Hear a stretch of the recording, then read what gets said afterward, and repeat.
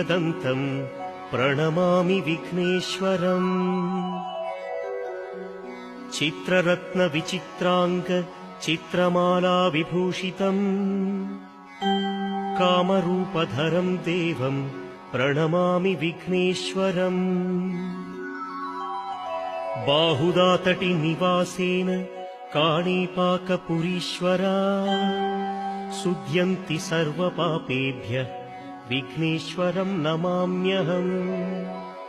मूषिकोत्तममारुह्य देवासुरमहाहवे योद्धुकामं महावीर्यं विघ्नेश्वरं नमाम्यहम्।